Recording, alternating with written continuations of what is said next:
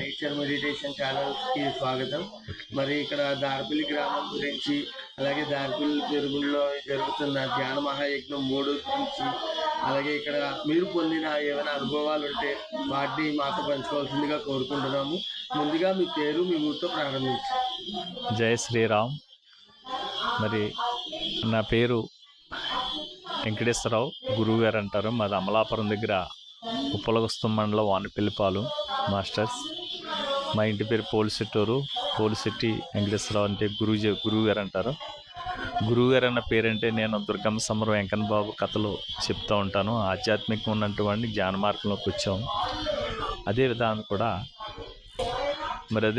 కూడా ఈ యొక్క దారపల్లి యజ్ఞం గురించి, ఇక్కడ జరిగే కార్యక్రమాల గురించి చెప్పుకుందాం. ముందుగా బ్రహ్మఋషి పితామహ సుభాష్ పత్రిజీ గారికి, స్వర్ణమాల పత్రిజీ గారి కృతజ్ఞత భావం చెప్పుకుంటూ, ఇక్కడ విచ్చేసిన ఎంతోమంది మాస్టర్లందరికీ కృతజ్ఞత భావం చెప్పుకుంటూ, అలాగే ముఖ్యంగా శ్రీరామ్ గారు మీకు కృతజ్ఞత భావం చెప్పుకుంటూ, అలాగే మీ నేచర్ మెడిటేషన్ ఛానల్కి కృతజ్ఞతలు చెప్పుకుంటూ, మరి ఎంతో అద్భుతంగా ఈ దారపల్లి వచ్చి, ఈ దారపల్లిలో ఇక్కడ ఈ మహావతార్ బాబాజీ పిరమిడ్ ఏ విధానంగా వచ్చిందని దానికోసం వివరించుకుందాం.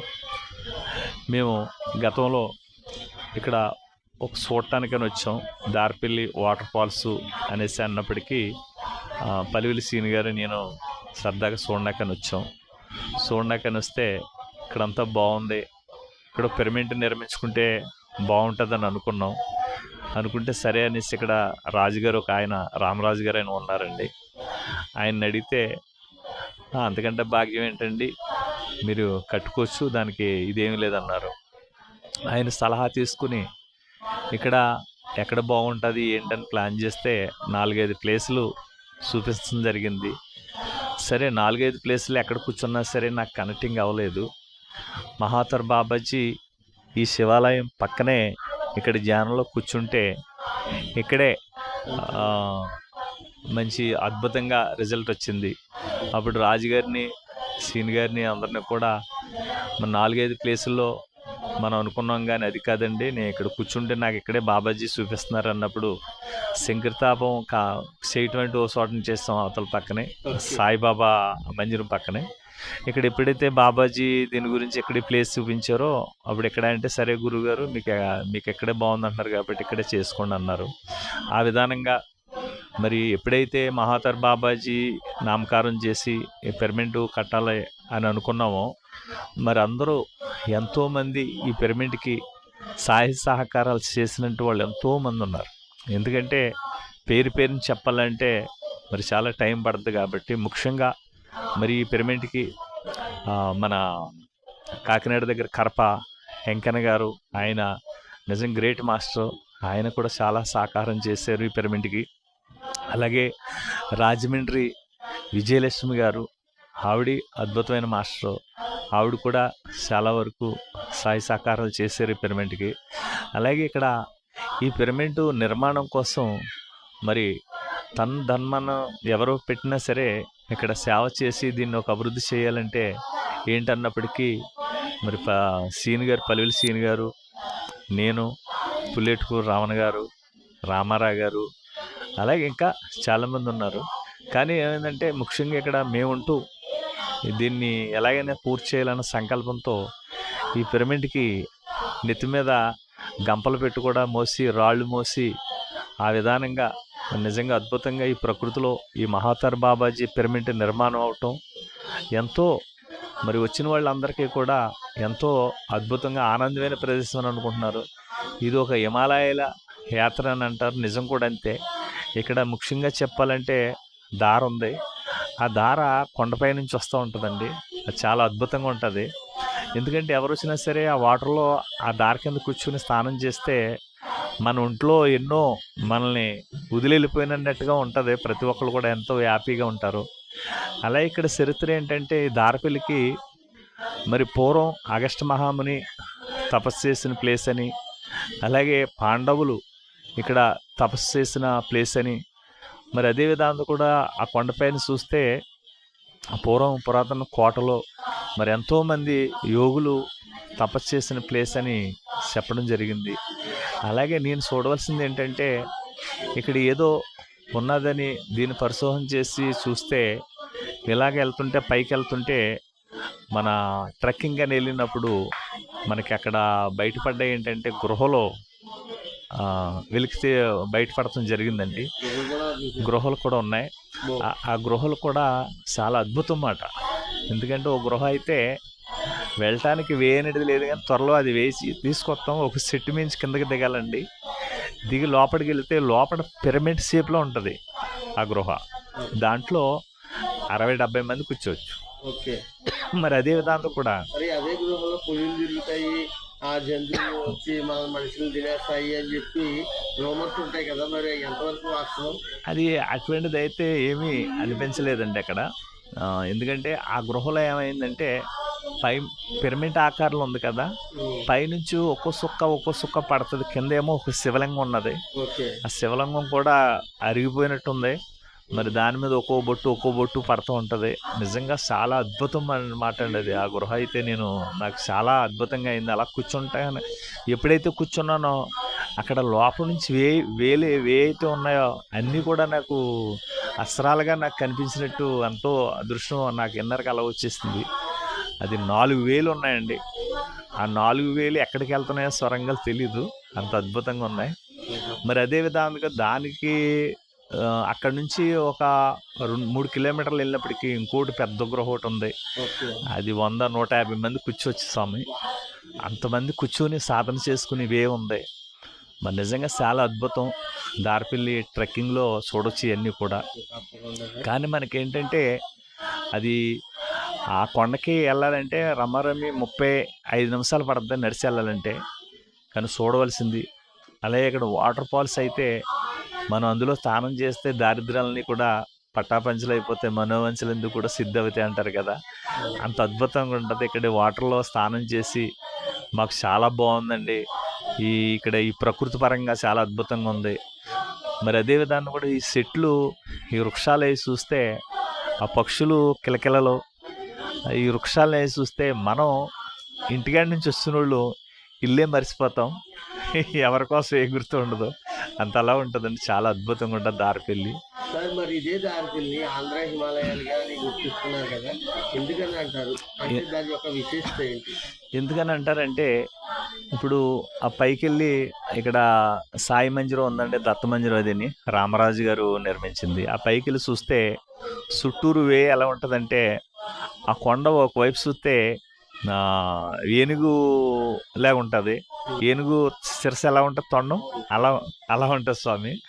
ఒకవైపు చూస్తే పాము సర్పం ఎలా ఉంటుంది అలా ఉంటుంది.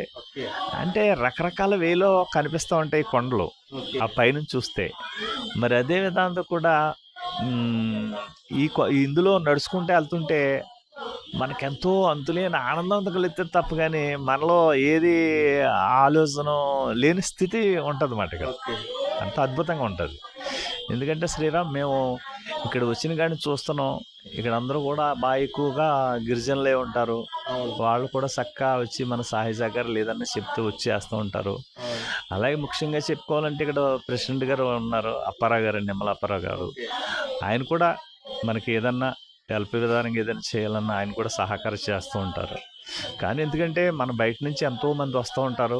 వచ్చిన వాళ్ళు వాటర్ ఫాల్కి వెళ్ళి స్నానం చేసి, మన మార్షల్ అయితే ఈ పిరమిడ్లోకి వచ్చి ధ్యానం చేసి వెళ్తూ ఉంటారు.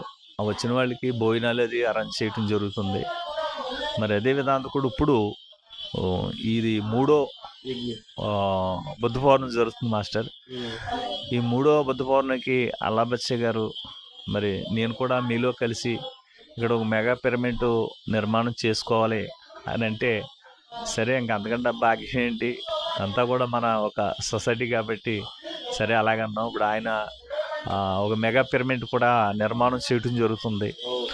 ఇప్పుడు అల్లాబచ్చ గారు ఈ సంవత్సరం ఆయన కూడా ఇన్వాల్వ్ అయ్యి ఈ బుద్ధ పౌర్ణమి జరుపుకోవడం జరుగుతుంది అందరూ. మరి చాలా అద్భుతంగా జరుగుతుంది శ్రీరామ్. ఈ దారిపల్లి విశిష్ట అనేది మనం చూడాలంటే ఇంకా చాలా ఉన్నాయి. అవన్నీ చూడాలని చాలా టైం పడుతుంది. కానీ యజ్ఞానికి 3 రోజులు సరిపోదు. యాక్చువల్గా 5 రోజులు అని ఉండాలి. 5 రోజులు ఎప్పుడైతే ఉన్నదో అప్పుడు మన ట్రెక్కింగ్లు అవి పెట్టుకోవడానికి కుదురుతుంది.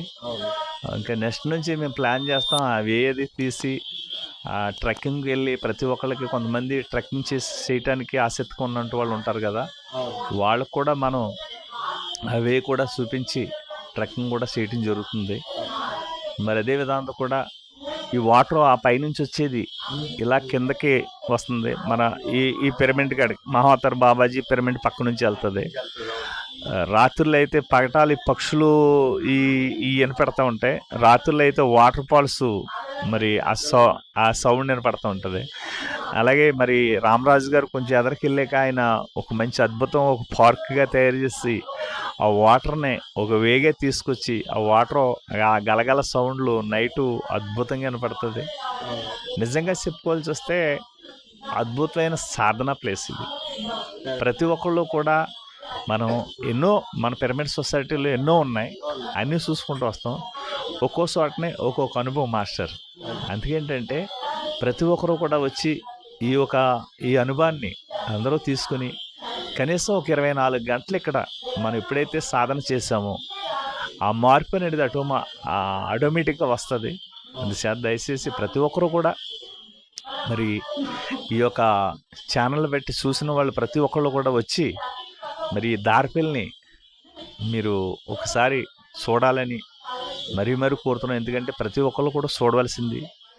ఇక్కడ ఎంత ఎండ ఉన్నా సరే చూడండి, ఎంత నీలగిరిలాగా ఉంటుంది, అంత పచ్చదనం. కానీ చెప్పుకోవాల్సి వస్తే నేచర్లో ఈ చెట్లను చూస్తే చాలా ఆనందం కలుగుతూ ఉంటుంది. మొన్నటిదాకానేమో ఆకులు లేవు. కరెక్ట్గా ఈ మే నెల వచ్చినప్పటికీ ఆకులు సిగురించేసి మంచి పచ్చగా తయారవుతుంటాయి. మరి అదే విధాంతో కూడా ఈ యొక్క యజ్ఞంలో ఎక్కడెక్కడ తిరిగినా సరే ఎటువంటి ఇబ్బందులు జరగవు. రాత్రులు కూడా కింద చాలామంది పడుకుంటారు. ఎందుకంటే ఆ పడుకోనాకే ఎంతో ఆనందంగా భయం లేకుండా ఉంటూ ఉంటారు. చాలా అద్భుతంగా ఉంటుంది. దార్పల్లి మహావతార్ బాబాజీ ధ్యాన మందిరానికి మరి నిజంగా అద్భుతం. మరి ఏ టైంలో అయితే ఇది మొదలుపెట్టామో ఆ మొదలుపెట్టిన కాడి నుంచి ప్రతి పౌర్ణానికి 3 రోజులు క్లాసులు జరుగుతున్నాయి. బుద్ధ పౌర్ణం అనేది కూడా ఇలాగే మేము రాయ్ జగపతిరాజు గారు అక్కడ ర్యాలీ గురించి ఇన్విటేషన్ ఇవ్వటానికి వెళ్తూ మన సంగీతం మన ఫ్లూట్ గణేష్ గారు నేను కారులో ఉంటూ వెళ్తా అనుకున్నాం. గురువుగారు బుద్ధ పౌర్ణం దారిపల్లి చేస్తే బాగుంటుందేమో అన్నాడు ఆయన. సరే అయితే పెట్టేద్దామని అన్నాను నేను. అయితే మళ్ళీ ఆయన ఏమన్నారంటే లేదండి నేను మరి అక్కడ ఆఫ్ చేశారు కాబట్టి అక్కడ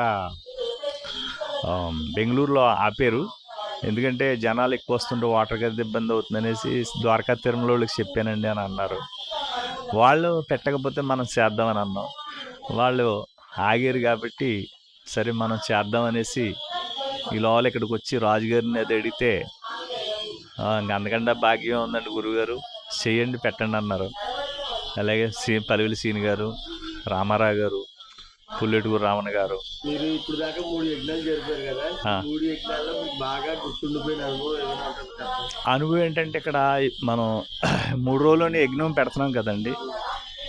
ఈ యజ్ఞంలో ఎక్కడ ప్రకృతి చూపిస్తూ ఉంటుంది, నేచర్. ఎలా అంటే 3 రోజులు కూడా వర్షం చుట్టూరు కురుతూ ఉంటుంది, ఇక్కడ వర్షం పడకుండా ఉంటుంది. అది గొప్ప అనుభవం. 3వ రోజున యజ్ఞం మధ్యాహ్నం భోజనాలు అయిపోతుండగా వర్షం చాలా అద్భుతంగా పడిపోద్ది, దారిలో పడిపోతుంది. ఇది గొప్ప అనుభవం మాట. ఎందుకంటే యజ్ఞాన్ని ఎప్పుడూ ఆటంకం జరగదు. యజ్ఞం అయ్యాక కంపల్సరిగా వర్షం మాత్రం కుర్తం అంటే అలా లెక్కదు, కొమ్మరుష్టి పడిపోద్ది. అంత అద్భుతంగా ఉంటుందండి. నిజంగా ప్రకృతి నేచర్కి చాలా చాలా చాలా అంతే. మనం ఎంత చెప్పినా తక్కువే. ఈ ప్రకృతి మాతకి ఎంతో వేల కృతజ్ఞత భావం చెప్పుకోవాలి. మరి ఇలా జరుగుతుందండి శ్రీరామ్, చాలా అద్భుతంగా జరుగుతుంది. కాబట్టి మీ ఈ ఛానల్ ద్వారాగా నేను చెప్పవలసింది ఏంటంటే ఈ నేచరు ఛానల్ని ప్రతి ఒక్కరు కూడా లైక్ చేయండి, షేర్ చేయండి, సబ్స్క్రైబ్ చేసుకోండి. అలాగే శ్రీరామ్ చాలా అద్భుతంగా మాకు భీమకండ చేస్తున్నారు ప్రతి వారం కూడా. అలాగే దారిపిల్లి కూడా గురుగారు నేను వస్తానని ఎంతో అద్భుతంగా వచ్చి ఈ ఒక అనుభవాలు అందరి దగ్గర తీసుకుంటానని వచ్చారు శ్రీరామ్. ఓకే, మీకు వెల్కమ్. మీరు మాత్రం అందరి దగ్గర తీసుకోండి. ఓకే, మరి ఈ అవకాశం ఇచ్చినందుకు మా నేచర్ మెడిటేషన్ ఛానల్ తరఫు నుంచి మళ్ళీ పేరు మరీ ధన్యవాదాలండి మీకు. ఓకే. ఓకే, ఎందుకంటే మీరు ఎన్నోసార్లు మాట్లాడిన డైలీ కావచ్చు మాట్లాడతాను మా ఛానల్ని ఆదరిస్తున్నందుకు చాలా ధన్యవాదాలు. ఓకే. ఓకే, జై శ్రీరామ్. శ్రీరామ్.